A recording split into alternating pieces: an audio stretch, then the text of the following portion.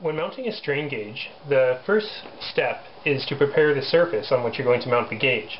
I'm mounting on this piece of aluminum, and the first step in surface preparation is to abrade the surface to create fine scratch marks that increases the surface area of the surface and will create a lot of area for the glue to stick to when you mount the strain gauge and bond it to the surface. So I'm going to start off for aluminum with some 150 grit multi-purpose sandpaper and just sand the area where I want to mount the strain gauge.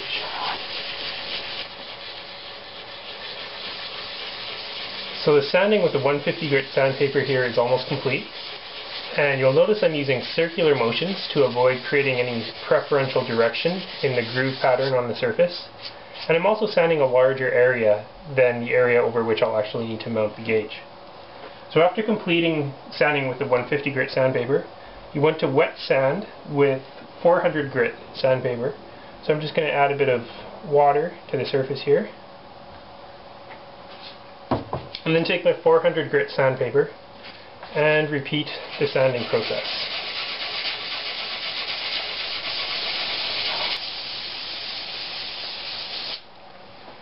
So once the sanding with the 400 grit sandpaper is complete, then the next step is to clean the surface and remove your any residues left from the sanding process. I'm going to remove my gloves to do this because my gloves are full of grit from the sandpaper. But it's very important as you start to clean the surface that you don't touch it to get any oils from your skin on the surface. So I'm just going to add a bit of water to the surface here. And what I want to do is use a piece of paper towel and wipe, but just in one direction, and then throw that piece of paper towel away, or just use a clean portion of the piece of paper towel would work as well. The reason for that is that I don't want to contaminate the surface with metal filings by wiping over it with the same piece of paper towel. I'm just going to clean up a little bit of bits from the edge here. Okay, so that got rid of the worst of the residue, but I'm going to now proceed by rinsing the surface with acetone.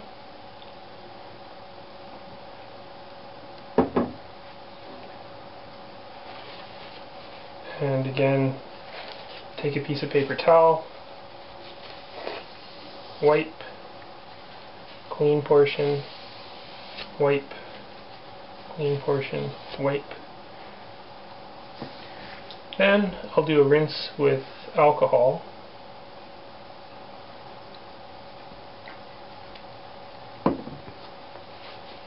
And continue wiping in one direction. Now you want to continue this procedure until you don't see any residue left on the towel that you're using. Coming up black still.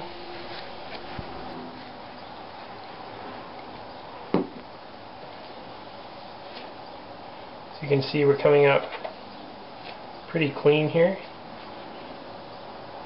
And the last thing I'm going to do is just do a final rinse and wipe it with a piece of lint-free gauze, just to make sure I don't leave any bits of grime from my paper towel behind. After preparing the surface of the specimen, the next step is to mark the positions where you want the strain gauges. I'm going to do that here with a square and a little scribe, and just lightly score the surface of the aluminum in the positions where I want the strain gauges to be mounted. I'll adjust the square for a second measurement here, and just mark those positions very lightly. Oh, that's a little too light.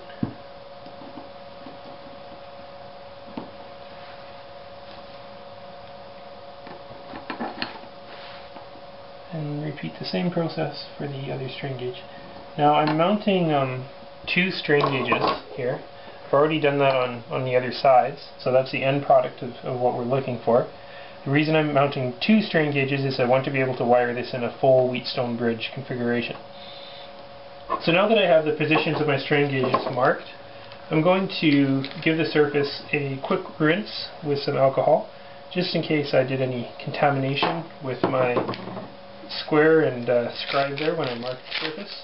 And then take a fresh piece of gauze and wipe the surface clean. That gauze is still coming up very clean.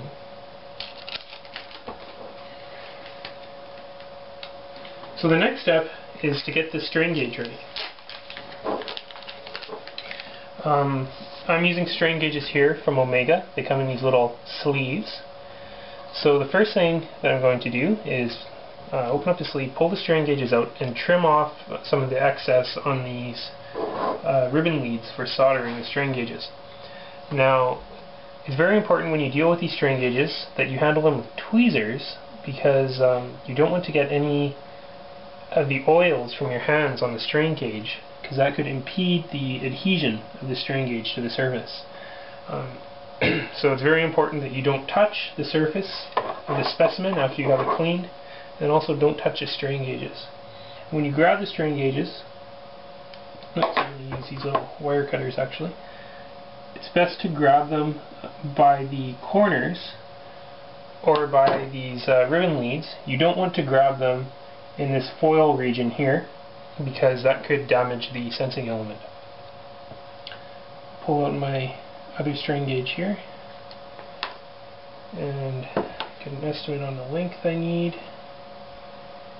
and just trim this to approximately the same length.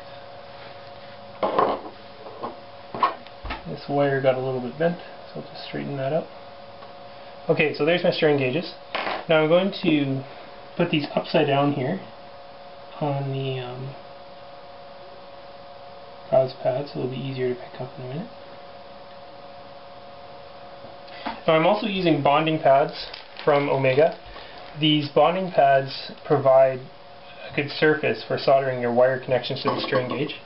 And for my full bridge configuration, I need 4 of these pads. So I'm just going to snip off here 4 of these little connections. There we go. Okay, now to just again be very careful about cleanliness. I'm going to just give these pads and the strain gauges a little wipe with some alcohol. This is just some alcohol I have in an old nail polish bottle that I've cleaned out thoroughly.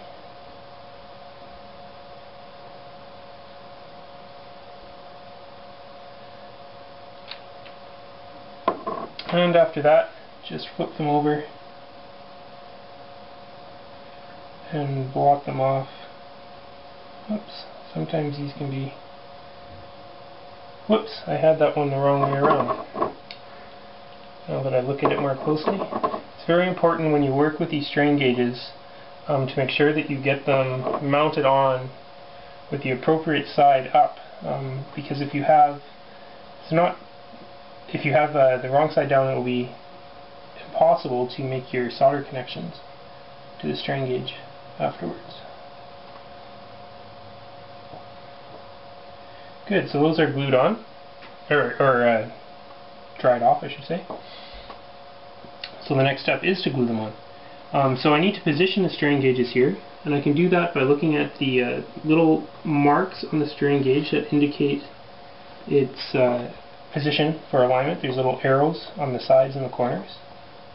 So I'll put both strain gauges here on my specimen and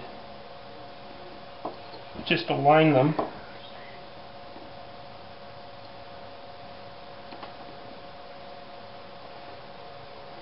This can be quite tricky, so just have some patience, take your time, and make sure you get this done properly. So once you have your strain gauges in position, you're ready to glue them, but you need to hold them in position while you glue them. So the best way to do that is to take a piece of cellophane tape and just fold the end of the tape over on itself. Try not to gets fingerprints on the middle portion of the tape here. And this little folded over piece just gives you a tab to lift the tape up later. And then position the tape over the strain gauges. It's best not to cover the solder pads here at this stage. The ribbon lead connections, which are sometimes the solder pads on other strain gauges. Just put a little flap down like that. Make sure everything's nice and tight. And then pull the tape up at a fairly high angle, and you'll pull the strain gauges up with the tape. There you go. So hold the tape back, and then take your adhesive. Now I'm using Loctite 496. This is a cyanoacrylide glue. It's essentially super glue. And put a little dab of your adhesive on the surface where your strain gauges will be. You don't need much. Just a thin, very thin layer. You're aiming for 8 microns, so very, very little. And take a piece of Teflon tape and just spread that adhesive out over the area. I've actually got a little bit too much here. I'm just going to wipe some of this back. Spread that out over the area where your strain gauges will be. Then take another piece of Teflon tape, get it ready, put the strain gauges down in one smooth motion, push down on them with some Teflon tape, and you got to hold it there. The Teflon tape will keep you from gluing your thumb to the strain gauges if any glue seeps out, because the glue won't stick to Teflon. And you need to keep firm pressure on the gauges while the glue sets. This will take about 2 to 3 minutes if you're not using a bond accelerator. And the heat from your thumb will actually help the glue set faster. Okay, this I think is set now. So I'm going to gently peel off this Teflon tape. And then pull back on the cellophane tape. And I'm pulling this tape back right on top of itself, as you see here. I'm trying to hit kind of one corner of the gauge at a time, and this will help prevent me from pulling the gauge off when I pull the tape off.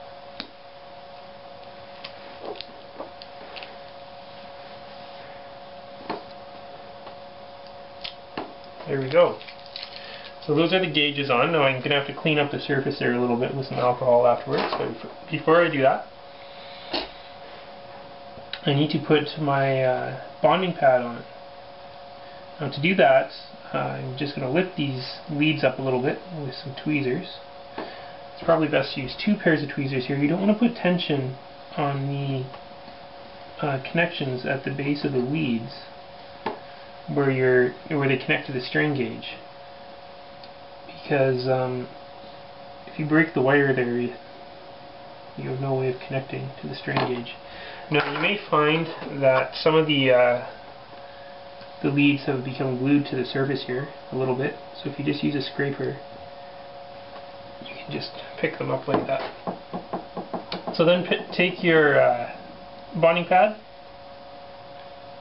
There we go. Same procedure as before. You want to get your pad into position, just like that. And gently bend your leads back over your pad, where you'll be soldering them on in a little bit. Probably after trimming them a little bit more. There we go. And then take another piece of silicone tape. Again, fold the end over on itself so you have a tab to pull it up with later. And put the tape over your whole assembly of the strain gauges and the pads. Push it down really well, just like that. And then very carefully lift it up at a fairly high angle. And there you go. You pulled up your bonding pads. I'm not going to pull this right back because I don't want to, again, put any tension or pressure on the connections for those ribbon leads on my strain gauges. I'm just going to put a small drop of glue down here and take my piece of Teflon tape, spread that glue around, and then just like we did before, push that down. Grab your Teflon tape and keep pressure on it until it dries. So after a couple minutes there, that should be ready to go. Now when I peel the tape off, I'm going to peel it this way, and the reason for doing that is, again, just to protect those ribbon leads as much as possible. So peel the tape directly back on itself. Try and hit these strain gauges one corner at a time.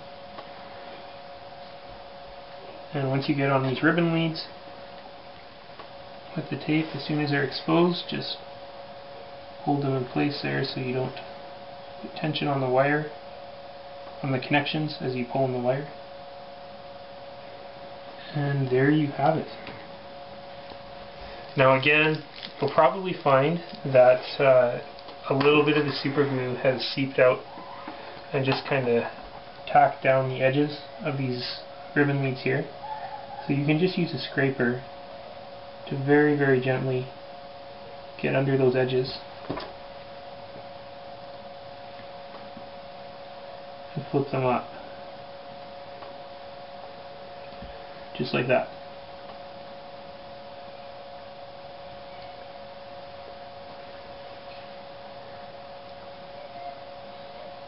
And then just clean them off a little bit with some alcohol. So after you've done that for your 4 leads, you make sure they're all free, and clean the surface up a little bit. It will be ready for soldering. Okay, so I scraped away a little bit of the excess glue from around the area here, and cleaned up these solder pads as best I could. The way to do that is just take a corner of your 400 grit sandpaper and just scratch on the solder pads a little bit. That'll help remove any glue residue, and also you want to expose some fresh copper and get rid of any oxide so that the copper will be ready to accept the flux, or the flux and the solder, I should say. After that, you're ready to do your soldering.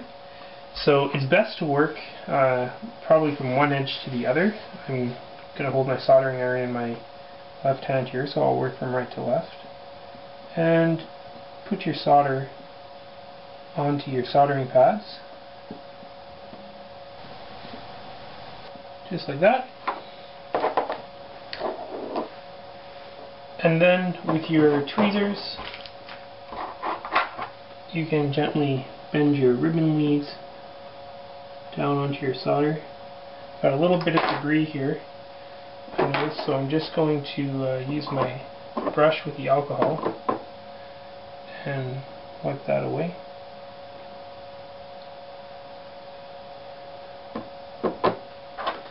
Then take your ribbon leads and very carefully press them into the solder.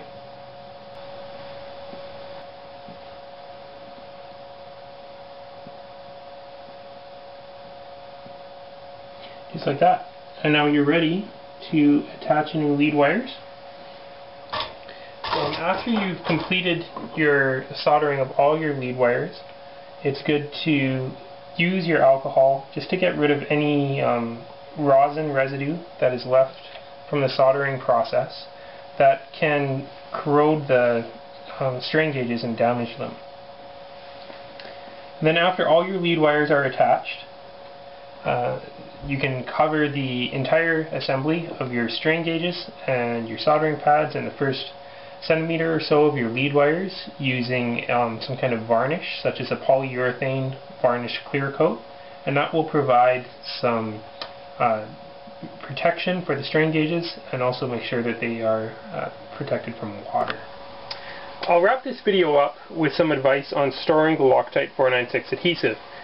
Before you put the lid back on the bottle, be sure to wipe the tip clean to ensure that the lid does not stick to the bottle with any residual glue that could be left on the dispenser. And you can achieve a virtually unlimited shelf life if you freeze a glue when it's not in use. Just be sure to allow adequate time for the glue to return to room temperature before using it next time.